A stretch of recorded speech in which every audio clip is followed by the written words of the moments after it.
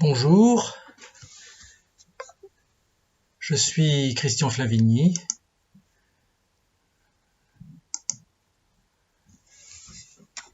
Je suis pédopsychiatre et psychanalyste et je vais parler de la question de la parentalité ou de la filiation dans les situations dites transgenres, c'est-à-dire lorsque l'un des parents a changé de sexe. Nous allons essayer de préciser de quoi il s'agit et ce qui se passe. Qu'est-ce qu'une personne transgenre ? On parle de personne transgenre lorsque quelqu'un est né d'un sexe corporel défini, soit garçon, soit fille, mais qu'à un certain moment, il dit ou elle dit se sentir être de l'autre sexe.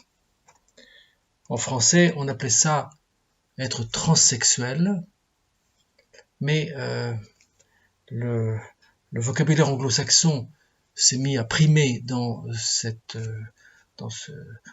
situation, et c'est le terme de transgenre depuis la théorie du gender, du genre, qui est d'émanation anglo-saxonne et surtout américaine, qui l'a emporté et qui fait qu'on parle de personnes transgenres. Mais cela a une incidence parce que c'est du coup la conception anglo-saxonne qui prime pour comprendre, pour donner une compréhension de ce qui se passe pour ces personnes. La culture anglo-saxonne estimant que c'est le ressenti de la personne qui doit dicter la définition de son sexe et non pas la réalité corporelle. Bon, pour le dire en deux mots, cette conception, qui est donc une émanation de ce qu'on appelle la théorie du gender, la gender theory, était le basculement, je dirais, au départ de la conception organiciste qui définissait le sexe depuis le sexe corporel, depuis uniquement le sexe corporel, et ce qui avait amené à, je dirais, disqualifier, discréditer la situation des personnes qui ne se sentaient pas à l'aise avec cela, donc, du coup les homosexuels et les transsexuels, mais dont la théorie du coup bascule complètement dans l'excès inverse, c'est-à-dire que désormais c'est le ressenti, le pur ressenti qui définirait indépendamment du sexe corporel ce qu'est le vrai sexe de la personne concernée, ceci ayant emporté l'adhésion, bon, à discuter, mais enfin c'est comme cela aux États-Unis, mais aussi depuis relativement en France, je dirais, de conception globale de ce qu'est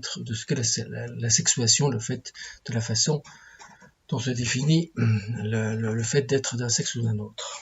Ceci en contradiction complète avec la théorie française, qui est plus affinée, je crois, bon, qui n'est pas, en tout cas, binaire, soit d'un côté, soit de l'autre, et qui est au contraire une compréhension beaucoup plus dialectique de la façon dont s'établit pour l'enfant, je dirais, le fait de se sentir être un garçon ou une fille, puisqu'au départ, il y a la découverte du sexe corporel. L'enfant sait qu'il y a une sexualité, ce qui n'est pas d'ailleurs sans l'intrigue fortement, parce qu'il ne comprend pas exactement pourquoi et à quoi ça sert. Il se réfère un peu à ses parents, il se dit que c'est de ce côté-là sans doute qu'il y a une explication. Mais surtout, l'enfant grandit dans dans le vœu de satisfaire au mieux ses parents, et il peut y avoir une contradiction entre le fait d'être d'un sexe ou de l'autre et l'attente de ses parents qui peut être plus variable, plus, je dirais même parfois assez différente, l'attente des parents d'avoir un fils ou une fille, et il peut là se générer un certain nombre de difficultés de concilier les deux, voire même des contradictions qui sont au cœur de la situation d'un certain nombre d'enfants, parce qu'on voit, bon, les enfants qui veulent jouer avec les enfants de l'autre sexe, etc., mais surtout amener à cette question de se sentir de l'autre sexe. Alors on appelle ça maintenant être transgenre, c'est une définition assez réductrice des choses, mais c'est comme cela que pour l'instant, je dirais, les choses s'établissent, donc c'est ce qui amène à parler de la parentalité transgenre. Ce sont des questions qu'il faut prendre très au sérieux parce que c'est le fait de souffrances effectives. Ce sont des enfants, des personnes qui se sentent en porte-à-faux entre les deux sexes, mais surtout entre leur sexe corporel et les attentes pour correspondre, je dirais, par rapport aux attentes qui ont pu, je dirais, être dirigées vers eux et se sentir en porte-à-faux par rapport à cela. Ce sont des choses que dans la pratique française, on sait relativement aborder, mais ce n'est pas le cas de la pratique anglo-saxonne, qui à ce moment-là, je dirais, a tendance à se rabattre, à résumer les choses, à ce qui est un petit peu le discours des militants à ce niveau-là, qui est que la nature s'est trompée et que c'est ça qui fait qu'elle a mis une âme de fille dans un corps de garçon ou inversement, conception que l'on peut considérer comme un peu réductrice, mais c'est ainsi. Alors, à partir de là, il faut que nous voyions, je dirais, ce qui est la manière anglo-saxonne de traiter ces questions-là. La manière anglo-saxonne, on considère désormais que c'est le ressenti qui doit dicter, je dirais, la définition, et y compris la définition juridique de la personne. C'est cela qui va nous intéresser plus directement. C'est-à-dire qu'elle valide le fait d'un changement d'état civil à la demande de l'intéressé, donc à ce moment-là, et allant jusqu'à, je dirais, gommer le sexe, ce qui a été affiché dans l'état civil comme sexe de naissance, et pour considérer que c'est le sexe défini par la personne qui est le vrai sexe. Voilà. Alors, ceci va jusqu'au fait que cette définition est acceptée, même s'il n'y a pas eu de transformation chirurgicale. Au départ, c'était le cas. Au départ, la transformation chirurgicale était exigée, mais depuis un certain temps, elle n'est même plus exigée. Ce qui est au cœur d'un certain nombre d'une question qu'il nous faut aborder par rapport à la filiation dans la situation transgenre. Pour bien le comprendre, il faut aussi rappeler ce que la dynamique, ce qui fait que l'on est parent d'un enfant, ce qui est la dynamique. Je parle au plan affectif, au plan psychologique, au plan psychique. Cette dynamique, c'est que on transmet, c'est de transmettre à l'enfant le fait d'avoir été soi-même l'enfant de ses propres parents. C'est cela qui est la dynamique qui permet, je dirais, d'introduire le principe régulateur finalement dans la vie psychique du parent, qui va lui permettre de pouvoir comprendre au mieux son enfant et aussi de pouvoir pondérer ses réactions, parce que ces réactions peuvent déborder. Il peut y avoir des abus dans la sexualité ou dans la violence, et c'est cela qui permet d'instruire le facteur régulateur qui permet je dirais, aux parents d'être au plus près des attentes de son enfant tout en le respectant. Et puis, ce qui fait être parent, c'est aussi avoir partagé la sexualité avec un conjoint de l'autre sexe, c'est-à-dire la relation d'incomplétude, puisque les sexes par définition sont incomplets, portant incomplétude qui porte le pouvoir de procréer les enfants. Or, c'est quelque chose qui n'est plus considéré actuellement du fait que les procréations médicalement assistées semblent pouvoir se substituer à cette manière un peu ancienne, dirait-on, de faire les enfants depuis la relation entre l'homme et la femme. Donc à ce moment-là, il y a de nouvelles perspectives qui se sont ouvertes dans ce fil-là. Alors venons-en à notre sujet. Un homme devenu père, un homme est devenu père par le fait d'avoir de sa vie sexuelle avec une femme, mais entre-temps, il a demandé à être reconnu de l'autre sexe, donc il a été reconnu légalement femme, et il demande aux juridictions de le reconnaître comme mère de l'enfant. Bon, alors il induit une perspective, ce serait mère non gestatrice, etc. Bon, c'est la fameuse question qui a été posée à la Cour d'appel de Montpellier, qui avait accepté cette possibilité de mère non gestatrice, mais qui a été récusée par la Cour de cassation récemment, et au nom de l'intérêt supérieur de l'enfant. Je crois que ce qui nous intéresse là dans notre discussion, c'est de savoir quel est finalement l'intérêt supérieur de l'enfant, que l'on invoque un petit peu, je dirais, à toutes les sauces, un peu chacun le tirant de son côté. On peut essayer de clarifier les choses par rapport à cela. Le changement de sexe d'un enfant a-t-il dans la relation, le changement de sexe du parent, pardon, a-t-il une influence dommageable dans la relation à l'enfant? Là, je dirais au point de vue psychologique, c'est difficile de répondre. Bon, chaque parent est fait de contradictions. Ce ne sont pas les contradictions qui font problème à l'enfant. L'enfant, d'une certaine manière, il peut se repérer. En tout cas, on peut aider par rapport à cela s'il n'arrive pas à se repérer. Par contre, ce qui fait problème, c'est si l'on fige dans un cadre juridique une contradiction qui à ce moment-là devient insurmontable pour l'enfant. Donc l'enfant pour ce qui est essentiel pour l'enfant, c'est qu'il n'y ait pas cette manipulation juridique qui était celle quand même qui était induite par la Cour d'appel de Montpellier, je dirais en décrétant que le père pouvait devenir la mère. Voilà. C'est donc le problème juridique qu'il nous faut aborder maintenant, parce que c'est lui qui crée le problème. C'est bien clair, c'est le fait que le juridique devient contradictoire pour la compréhension de l'enfant de la situation. Alors la question, c'est le changement de sexe à l'état civil, est-il, je dirais, est-il un problème par rapport est-il un problème qu'il soit accepté sans qu'il y ait des modifications corporelles et sans qu'il y ait, je dirais, sans que cela affecte les capacités génésiques de l'adulte concerné, ceci dans la question de l'intérêt supérieur de l'enfant concerné.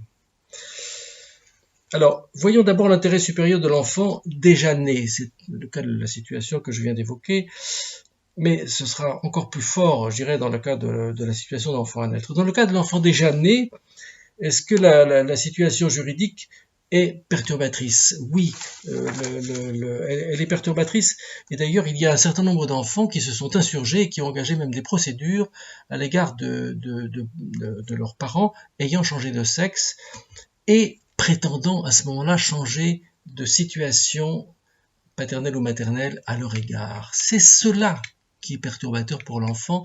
L'enfant peut comprendre un certain nombre de choses de ce qui se passe pour son parent, mais cela, pour lui, ne doit absolument pas être affecté dans la relation, dans le cadre, je dirais, juridique et relationnel qui a été établi.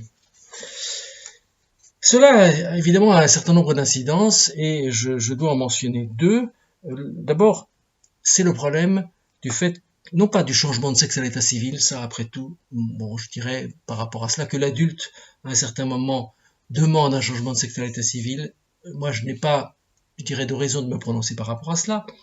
Par contre, il est un problème que ce changement de sexe soit, je dirais, comporte le fait de gommer l'état civil de naissance. Parce que à ce moment-là, c'est une modification qui est masquée, et à ce moment-là, oui, il y a retentissement possible pour l'enfant concerné, parce que on crée un faux finalement. Et outre le fait qu'on falsifie la fonction de l'état civil qui est d'établir en effet les données de naissance. Et d'ailleurs, comme l'a dit avec malice, mais enfin sur un sujet grave, on ne va pas insister sur la malice, comme l'a dit le doyen Carbonnier, je dirais à ce moment-là, pourquoi il n'y aurait pas aussi des demandes de changer l'âge de l'état civil, bon, et d'ailleurs ça a été fait, bon, donc voilà. Alors ça c'est le premier sujet, c'est la question du changement d'état civil, dès lors qu'il comporte le fait d'effacer l'état civil de naissance, parce qu'à ce moment-là, effectivement, il y a un flou, il y a une manipulation qui devient préjudiciable à l'égard de l'enfant et qui, outre, je dirais, affecte la fonction même de l'état civil. À cela, les militants répondent, mais oui, mais nous allons être discriminés du coup. C'est un vrai sujet, mais je pense qu'il y a d'autres manières de faire en sorte qu'ils ne soient pas disqualifiés, en effet, que ceci ne se retourne pas contre eux, sans affecter la fonction d'état civil. Et puis la deuxième chose, c'est la question de la modification corporelle. La modification corporelle, je dirais, parce que elle n'est pas rendue obligatoire pour ce changement d'état civil, c'est une question. Et la deuxième question, c'est qu'il y a une demande de conservation des gamètes avant cette modification de l'état corporel, avant la modification permise par les hormones et par la chirurgie éventuellement. Et ceci est une vraie question par rapport à l'enfant concerné, car l'enfant concerné sera dans quelque chose de troublant et d'incompréhensible dès lors que cela aura été validé par le discours collectif de la loi. Donc j'insiste sur le fait que c'est la loi, ce sont ces lois qui créent le problème à l'égard de l'enfant. Je termine juste pour, je dirais, suggérer sur ce sujet de lire un livre intéressant qui évoque bien la question de ce phénomène dit transgenre. Ça s'appelle le mystère Hemingway, cela concerne le fils de Ernest Hemingway, qui était un garçon de Grégory qui est devenu Gloria, avec une évocation assez intéressante de ce qui concerne la protestation des enfants, car cet homme avait eu plusieurs enfants avant de devenir femme, de ce qui concerne la protestation des enfants, et cela montrant bien que finalement, ce qui fait problème, c'est le faux juridique introduit par le fait de gommer l'acte civil de naissance. Je pense qu'il est essentiel que que même si l'on accepte le fait de cette modification de l'état civil, que l'acte de naissance, que cela soit accepté comme une modification et pas comme un gommage qui devient un faux juridique à l'égard de l'enfant, à l'égard des enfants. Et que soit refusée la possibilité de la préservation des gamètes dans cette situation. Là, je pense qu'effectivement, il faut, par rapport à l'enfant, par rapport à l'intérêt supérieur de l'enfant, que cette disposition soit refusée et que cela fasse partie de ce qui est, je dirais, la condition finalement d'un processus accepté de changement de sexe, voilà, par rapport aux adultes. Je me permets juste de terminer en disant que ce sujet du changement de sexe concerne beaucoup les enfants. On ne va pas le traiter là maintenant, mais je voudrais juste dire qu'il y aurait là une retenue très grande qui n'est pas le fait des pays anglo-saxons, et ça je le déplore, et puis qui devient un fait français, et je le déplore encore plus, qu'il est important d'être extrêmement prudent dans ces démarches beaucoup trop hâtives actuellement sur le fait d'accepter que les enfants viennent dire je me sens de l'autre sexe.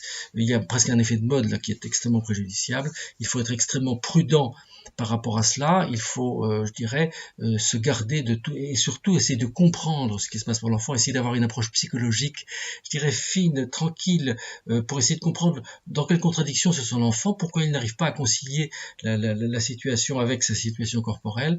C'est cela qui est le cœur du sujet de ce que l'on appelle le transsexualisme. C'est une approche très respectueuse, mais qui à ce moment-là, je dirais tient à l'écart tout engouement et toute disposition juridique trop hâtive. Voilà.